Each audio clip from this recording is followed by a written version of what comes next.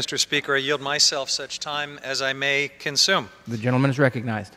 Mr. Speaker, the Magnuson-Stevens Fishery Conservation and Management Act is our country's most important fisheries law.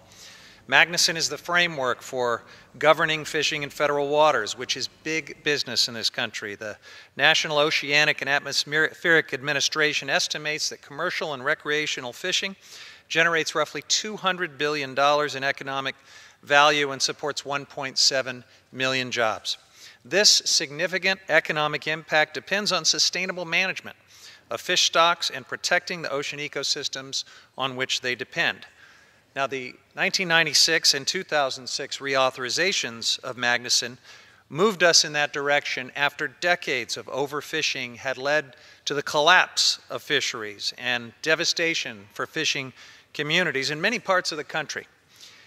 Instead of building on that success, I'm sad to say that H.R. 200, which many have called the Empty Oceans Act, would roll back the important conservation and management standards that have helped us get to this point, that have helped end overfishing and have helped rebuild a record number of fish stocks. This attempt to return us to the bad old days of a failed fishery management policy and overfishing that inevitably follows from loose standards should be seen as unacceptable to everyone who cares about sustainable fisheries. Now, Magnuson, as has been said, has traditionally been a bipartisan effort. I have tried with Mr. Young in good faith to find a path towards a bipartisan compromise, and I want to thank him for his efforts to get there. We came close. I'm disappointed that we fell short, but we need to be very clear that Democrats are opposing H.R. 200 not for partisan reasons, but for important policy grounds that in the past have never been partisan and should not be partisan today. That's also why many fisheries stakeholders oppose this bill in its current form. They don't want to see Magnuson's core conservation provisions undermined. And that's why letters have been pouring in opposition to this bill, because it does undermine the very heart of our country's flagship fisheries law. And we've heard, for example, from the Alaska Longline Fishermen's Association, from Fishing Communities Coalition, Cape Cod Commercial Fishermen's Alliance, Seafood Harvesters of America, Maine Coast Fishermen's Associations, Marine Fish Conservation Network, the Northwest Guides and Anglers Association, Gulf of Mexico Reef Fish Shareholders Alliance, Association of Northwest Steelheaders, Gulf Restoration Network, American Fly Fishing Tackle Association, and on, including hundreds of chefs, scientists, and recreational anglers, among others. In fact, the stack of letters that we've received is quite voluminous, as I have them right here. The changes my Republican colleagues are proposing to Magnuson are irresponsible.